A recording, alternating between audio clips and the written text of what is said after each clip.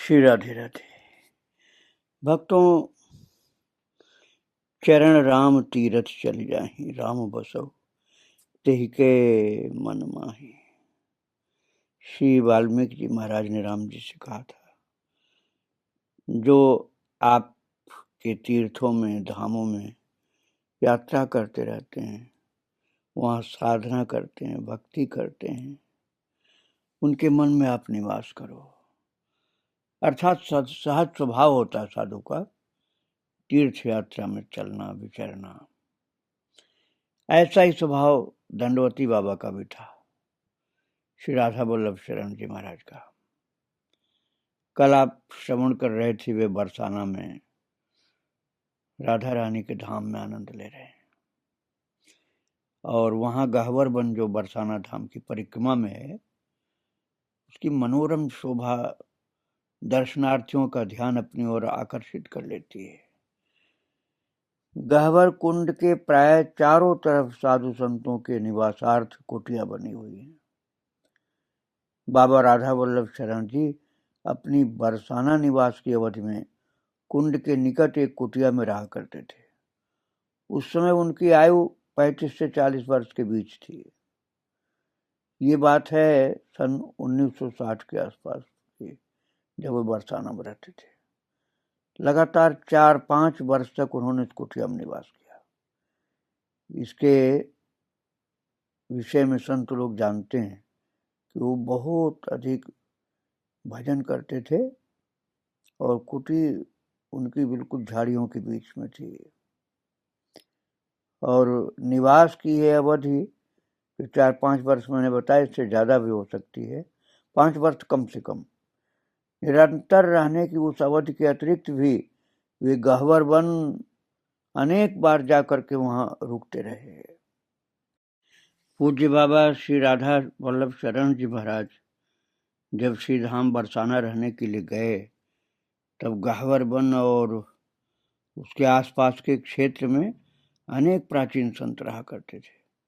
संसारी लोगों की दृष्टि से अपने को बचा करके मधुकरी भिक्षा से निर्वाह करते हुए वे संत निरंतर अपने इष्टदेव के भजन में तल्लीन रहते थे। उन दिनों गहवर वन में स्थित जल कुंड के किनारे श्री हरिश्चंद्र नामक एक पुष्टि मार्गी वैष्णव का भवन था, जिसमें संभवतः 7-8 कमरे थे।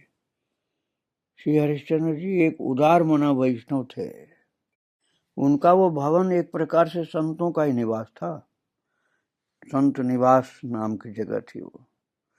जिस संत को वहाँ कहीं निवास करने की दूसरी कोई सुविधा प्राप्त न हो, तो वो उनके भवन में निसंकोच बिना किराया भाड़े के, बिना किसी शुल्क के रह सकता था। पूज्य बाबा वहाँ जा करके सर्वप्रथम उसी भवन में रहे।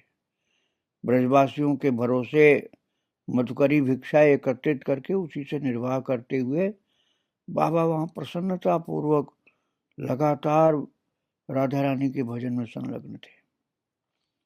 उस अवधि में पूज्य बाबा श्री रास मणिदास जी नामक एक परम विद्वान संत गहवर वन से ऊपर दिखाई देने वाले मानगढ़ में निवास करते थे, और वे राधा वल्लभ संप्रदाय के अनुयायी थे। आगे चलकर के उन्होंने गहवर वन के कुंड के तट पर अपनी निजी कुटिया का निर्माण कर लिया था, और उस कुटिया में उन्होंने निरंतर कई दशकों तक निवास किया। वे अंतर्मुख रहकर सदैव अपने साधन भजन में जुटे रहते थे। बाबा राधा वल्लभ शरण जी जब वहाँ रहने गए, तो उसके पूर्व से ही रासमणि दास जी मानगढ़ पर्वत पर निवास किया करते थे, और गहवर वन के एक और एक प्राचीन रास मंडल है। ये आकार में छोटा है, किंतु इसकी प्राचीनता अनेक प्रमाणों से सिद्ध है। यह स्थल प्राय चारों ओर से लताओं से आच्छादित है। इसे श्री किशोरी जी के रासमंडल के नाम से जाना जाता है। किशोरी अली जी सन 1800 के आसपास ब्रजभूमि में निवास किया करते थे। इनका ब्रजभूमि आगमन एक घटना विशेष से जुड़ा हुआ था। किशोरी अली जी की पत्नी का नाम किशोरी था। उनकी पत्नी का असामयिक निधन हो गया, जिससे वे बहुत ही आहत हुए। उनकी हृदय वेदना इतनी तीव्र थी कि उसने एक प्रकार से उन्माद का रूप धारण कर लिया और किशोरी हा किशोरी हा किशोरी ऐसे कहते हुए घर से निकल पड़े पागल की दशा में। अब ये उस समय उनको ज्ञान नहीं था कि किशोरी राधा रानी का नाम है। वो तो अपनी पत्नी का ही नाम किशोरी जानते थे और इनकी यात्रा की कोई दिशा नहीं थी, न कोई लक्ष्य था। पत्नी की विरह वेदना से व्यथित वे अपनी पत्नी का ही नाम किशोरी किशोरी ऐसे पुकारते रहते थे। भूख प्यास शीत उष्ण आदि द्वंद्व उनके लिए नगण्य थे। इसे संयोग कहें या प्रभु की कृपा ही कही जा सकती है कि ऐसे वो पागल की दशा में किशोरी किशोरी चिल्लाते हुए यात्रा करते, अनजान में यात्रा करते ब्रजभूमि के बरसाना धाम में पहुंच गए और वहां भी वही स्थिति थी उनकी। हा किशोरी हे किशोरी हे किशोरी ऐसे पुकारते हुए कभी किसी वृक्ष के नीचे बैठ जाते और कभी सघन लता की छाया में निढाल से पड़े रहते। कोई कुछ खाने को देता तो उसे खाकर कुंड का जल पी लेते। हृदय में पत्नी की विरह व्यथा थी भक्तों। कई लोग कहते हैं ध्यान नहीं करोगे तो भजन कैसे होगा। अरे नाम की शक्ति भी अपार होती है। नाम बोल रहा था वो व्यक्ति, लेकिन ध्यान अपनी पत्नी का कर रहा था। हृदय में पत्नी की विरह की व्यथा थी। मुख पर बार बार आह भरकर किशोरी नाम की पुकार थी और श्री बरसाना धाम गहवर वन वृषभानु नंदिनी श्री राधा रानी की नित्य लीला स्थली है। वे सदैव अपने सखियों के साथ इन स्थलों पर क्रीड़ा विनोद किया करती है। उनकी यह नित्य लीला काल की सीमाओं से परे है। अनादि अनंत इस लीला का न प्रारंभ बिंदु है न अवसान है। द्वापर के अंत में श्री राधा कृष्ण की ये नित्य लीला मानव जाति पर कृपा करने के लिए कुछ समय तक सबको दृष्टिगोचर हुई थी। फिर इसके पश्चात उनके संकल्प से लीला की सर्वनयन गोचरता तिरोहित हो गई, परंतु इससे लीला की नित्यता पर कोई भी प्रभाव नहीं पड़ा। वो जैसी उसके पूर्व थी वैसी उसके पश्चात भी नित्य वर्तमान है लीला। और किशोरी अली जी का वो करुण क्रंदन जिसमें वे बार बार अपनी पत्नी किशोरी का नाम पुकार रहे थे, गहवर वन में वो चारों ओर व्याप्त हो रहा था। सखियों के साथ वहां नित्य वर्तमान वृषभानु नंदिनी श्री राधा रानी ने कृपा पूर्वक उस आर्थ पुकार को सुना और उनका चित्त तो सदा ही सहज दया से द्रवित रहता है।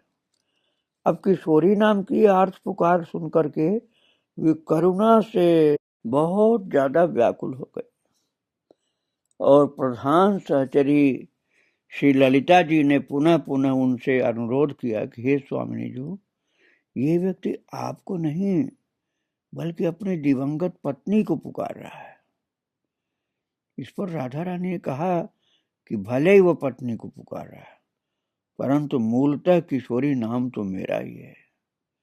अतः इस नाम के प्रभाव से मुझे इस व्यक्ति पर कृपा करके इसे अपनी भक्ति प्रदान करके अपनी मित्र सहचरी मंडल में सम्मिलित करना है।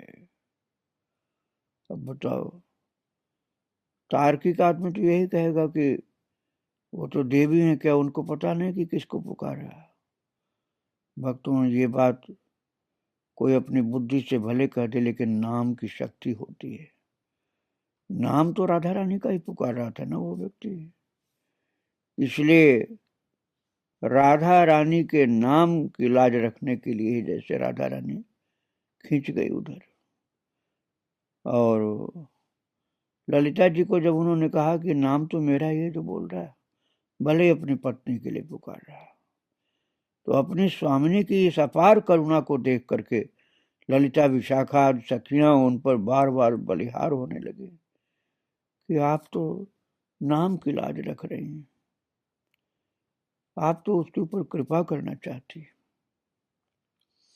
ललिता जी ने उनसे प्रार्थना की, है किशोरी जी, जब आपने इस व्यक्ति को सहचरी परिकर में सम्मिलित करने का संकल्प कर लिया है तो इसके साथ ही ये व्यक्ति धन्य धन्य हो गया।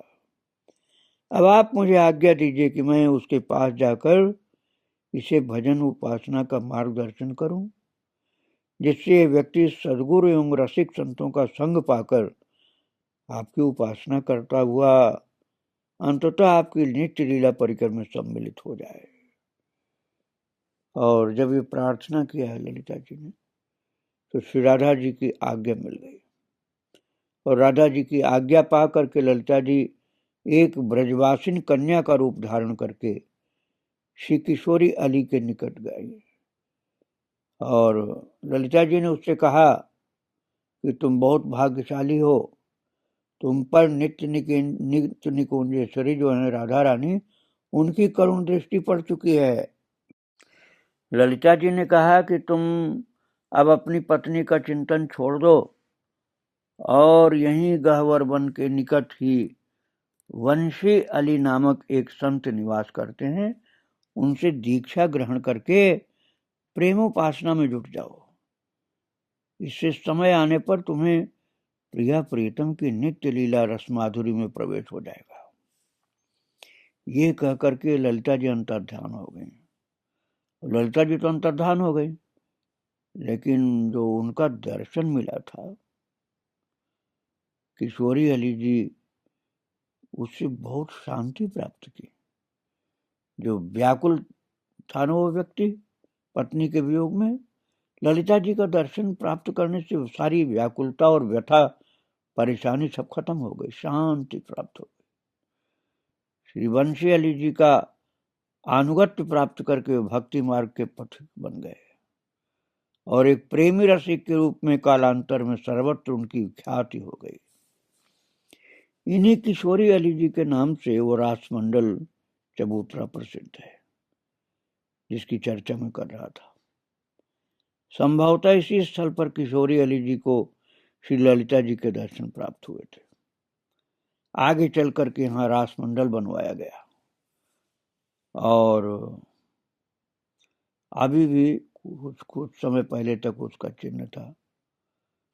बाबा श्री राधा वल्लभ चरण जी ने इसी रासमंडल को अपनी भजन स्थली के लिए चुना। उनका निवास हरिश्चंद्र के भवन में था। मधुकरी भिक्षा आदि दैनिक कृत्यों से निवृत्त होकर के वे इस रासमंडल पर बैठ जाते और अपने आराध्य का स्मरण भजन करते रहते। श्री हित हरिवंश महाप्रभु जी द्वारा विरचित श्री राधा सुधा निधि ग्रंथ का अपने मधुर स्वर में नित्य गायन करना तथा श्री प्रिया प्रीतम का युगल नाम जप करते रहना एवं उनकी लीलाओं का अधिक से अधिक चिंतन करते रहना, यही उनकी भजन पद्धति थी। रास मंडल के प्राय चारों ओर सघन लताएं थी। ऊपर भी लताओं का मंडप सुशोभित होता था और इस एकांत स्थल पर बाबा का मन आनंद से भरा रहता था। कोई पूर्व जन्म के संस्कार होंगे भक्तों, इसलिए बचपन से ही कन्हैया की ओर आकर्षण हो गया था और अब तो बरसाना में राधा रानी की कृपा भाजन हो गए थे। कभी कभी उन्हें सर्प के फुफकारने की ध्वनि सुनाई देती थी और उससे अनुमान होता था कि इस स्थल पर आसपास एक या एक से अधिक सर्पों का निवास है। बाबा निर्भीक होकर अपने भजन नियम में लगे रहते थे क्योंकि उनको बाद गांव में महाराज जी के द्वारा बहुत प्रेरणा प्राप्त हो चुकी थी। एक दिन की बात है भक्तों, वे नित्य के समान अपने निर्धारित समय पर रासमंडल पर जाकर बैठे ही थे कि कुछ ही क्षणों के बाद एक विशाल सर्प सामने से फुफकारता हुआ उनकी ओर आया। सर्प बाबा से कुछ दूरी पर फन उठाकर बैठ गया और उनकी ओर देखकर बार बार फुफकारने लगा। इस परिस्थिति में भी वे भयभीत नहीं हुए। यदि बाबा की जगह कोई अन्य साधारण व्यक्ति होता तो इस प्रकार सर्प के सामने तो महाराज दूर भाग जाता वो, परंतु बाबा वहीं अविचल भाव से बैठे रहे। उन्होंने विचार किया कि इस स्थल पर सर्प देवता पूर्व काल से ही निवास करते हैं, तो मैं उनके निवास में बाधा क्यों डालूं। बाबा ने सोचा मैं तो अभी कुछ दिन से ही यहाँ आया हूँ और ये सर्प देवता तो बहुत दिन से रह रहे हैं, अतः उचित यही कि स्थान पर बैठने के लिए इन सर्प देवता से अनुमति ले लेनी चाहिए। ये सोच करके बाबा ने हाथ जोड़कर उनसे प्रार्थना की, हे नागराज, ये एकांत स्थल आपका ही है, यदि आप अनुमति दें तो मैं यहाँ बैठ करके प्रिया प्रियतम का स्मरण भजन कर लिया करूं। यदि आप अनुमति नहीं देंगे तो मैं और दूसरी जगह कहीं चला जाऊंगा। मैं तो केवल भजन के लिए यहाँ रुका हूं और मेरा कोई दूसरा प्रयोजन नहीं है। बाबा की प्रार्थना सुनकर सर्प कुछ देर वहीं बैठकर उन्हें देखता रहा। इसके पश्चात वो अपना सिर झुकाकर रास मंडल से उतरकर झाड़ियों में चला गया। इसके पश्चात वो सर्प फिर कभी बाबा को दिखाई नहीं दिया और न ही उसके फुफकारने की कभी आवाज सुनाई पड़ी। भक्तों, बात यह है ना कि जिस साधु पुरुष में अहिंसा की प्रतिष्ठा हो जाती है तो अहिंसा या प्रतिष्ठायाम तत्सन्निधौ वैरत्याग, तो उसके निकट आकर हिंसक जंतु भी अपना वैर त्याग देते हैं। वस्तुतः अपने भीतर रहने वाले हिंसा और वैर आदि भावों के कारण ही सम्मुख उपस्थित हिंसक प्राणी अपने स्वभाव को आहित कर देता है। यदि ये दुष्ट भाव चित्त में न हो तो हिंसक जंतु भी अपना स्वभाव त्याग देते हैं। तो मानस में भी, रामचरितमानस में भी तो लिखा है भरतलाल जी के लिए कि उनको देख करके सर्प, बिच्छू आदि विषैले प्राणी भी अपना स्वभाव त्याग देते थे। जिनहि निरखी मग सांपिन बीछी, तजहि विषम विष तामस तीछी। भरतलाल जी जब चित्रकूट जा रहे थे तो उनको देखते ही सांप, बिच्छू और भयंकर जो जीव जंतु थे वो अपने विषैले स्वभाव को त्याग देते थे, एकदम सरल जीव बन जाते थे। ऐसे ही संत का प्रभाव पड़ता है, जो अच्छे उच्च कोट के संत होते हैं। और भक्तों, उस अवधि में पूज्य बाबा गहवर वन में 5 वर्ष से ऊपर रहे, मैंने पहले आपको बताया। तो कुछ समय हरिश्चंद्र जी के मकान में रहने के पश्चात उन्होंने अपने निवास हेतु एक पृथक व्यवस्था कर ली। गहवर कुंड के तट पर कुछ कुटियाएं हैं, अब तो बहुत कुछ बन गया भक्तों वहाँ। रमेश बाबा का तो बड़ा विस्तार है, लेकिन मैं जब बता रहा हूँ तो वो बिल्कुल वन ही वन था और बहुत विरक्त लोगों के लिए छोटी सी कुटिया होती थी और कभी कभी संत उनमें आया करते थे। किसी संत के चले जाने पर अथवा उनकी जो अवधि पूरी हो जाने पर वो कुटिया खाली मिलती थी। फिर कालांतर में कोई अपने दूसरे संत आ जाते थे तो वहाँ निवास करते थे। ऐसी एक कुटिया जो हरिश्चंद्र जी के भवन के निकट ही थी, पूज्य बाबा ने किसी सहयोग से उसकी आवश्यक मरम्मत करवा ली रहने भर की। ऐसा नहीं कि कोई बहुत बृहद निर्माण करवाया उन्होंने, और छोटी सी कुटिया की मरम्मत करा ली और अली किशोरी जी के रास मंडल पर जाकर के बाबा का क्रम पूर्ववत चलता रहा। प्राणी का जीवन उसके पूर्वकृत शुभ अशुभ करने के अनुसार महाराज एक सा नहीं रह पाता। जो उसके पिछले कर्म होते हैं उनके अनुसार थोड़ा थोड़ा परिवर्तन भी होता है।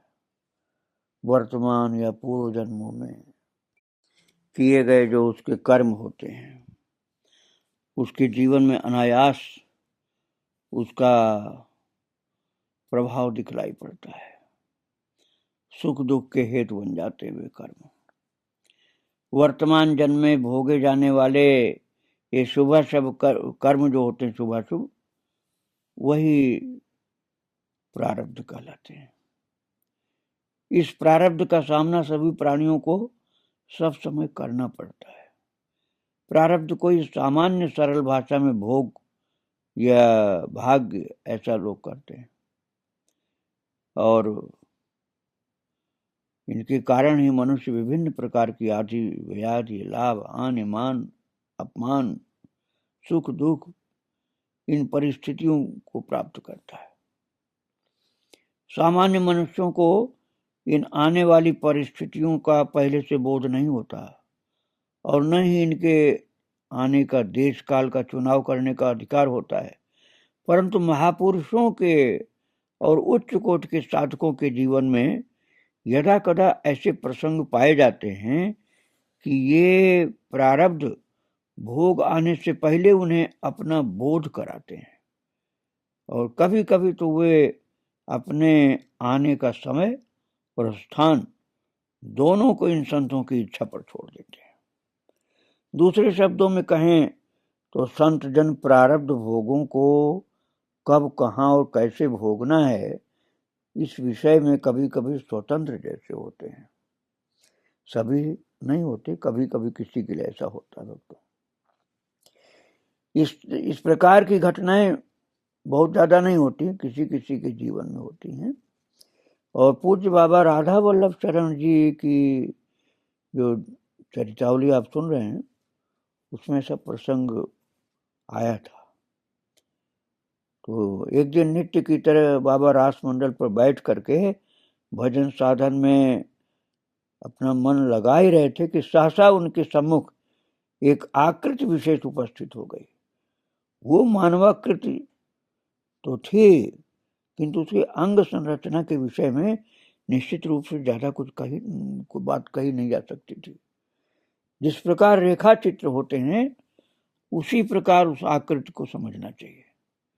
बाबा कहा करते थे कि वह आकृति धवल वस्त्रों से आच्छादित थी, और अपने सम्मुख उस आकृति को देख करके बाबा सहसा विस्मित हुए। अब उस आकृति ने बाबा से संवाद प्रारंभ किया। भक्तों, जिस प्रकार वो मानवाकृति असामान्य थी, उसी प्रकार उसका शब्द प्रयोग भी कुछ असामान्य था। बाबा और उसके बीच होने वाले संवाद से अनुमानित तो कुछ होता है, लेकिन ठीक ठीक प्रकार से पूरा समझना बड़ा मुश्किल था। उस आकृति ने कहा, बाबा, मैं आपका प्रारब्ध भोग लूं, आपके शरीर में प्रवेश कर मैं एक रोग विशेष को उत्पन्न करूंगा। यदि आप चाहें तो अभी अथवा आपकी इच्छा अनुसार फिर कभी आपके शरीर में प्रवेश कर सकता हूं। बाबा ने विचार किया कि प्रारब्ध कर्म तो अवश्य भोगना पड़ता है। यदि अभी नहीं भोगेंगे तो कालांतर में भोगना पड़ेगा। इसे इस समय ही भोगना ठीक है, अन्यथा दीर्घ काल तक इसका चिंतन बना रहेगा तो भजन में बाधा उत्पन्न करेगा। ये विचार करके उन्होंने कर्म फल की जो मूर्ति, वो आकृति शरीर में प्रवेश करने के लिए अनुमति प्रदान कर दी, और इस संवाद के साथ ही वो आकृति विलुप्त हो गई।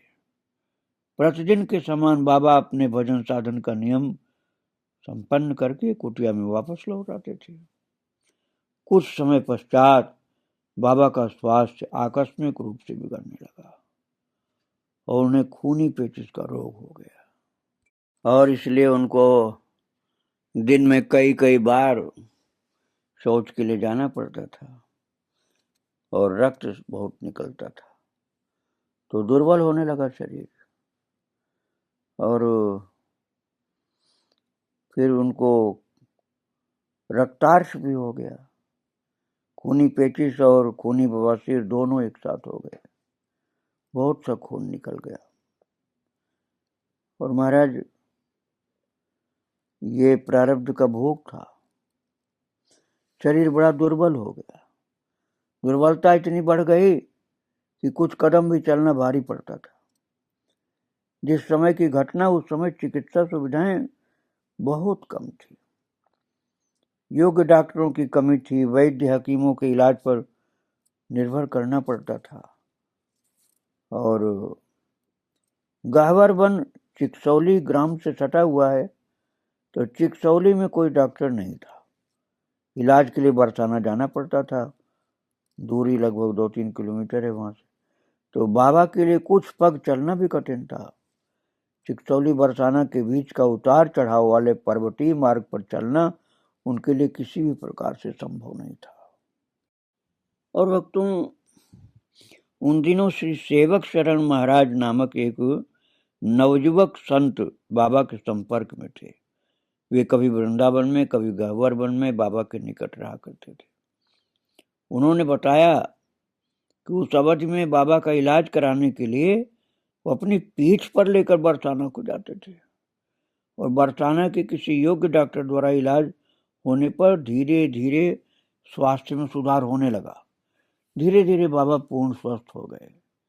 इस प्रकार शरीर के प्रारब्ध कर्मवशात आया हुआ रोग बाबा को कुछ माह तक कष्ट देकर फिर शांत हो गया। ऐसे भक्तों, बड़े बड़े महान संतों के भी जीवन में कभी कभी प्रारब्ध के कष्ट आते हैं। बाबा के चरित्र की कुछ बातें जो आप सुन रहे थे बरसाना की, तो अभी बरसाना में कुछ दिन बाबा और रहे, तो वहाँ की बातें मैं आपको और सुनाऊंगा। आज महाराज जी को प्रणाम करके यहीं विराम दे रहा हूँ। श्री राधे राधे, जय श्री राधे।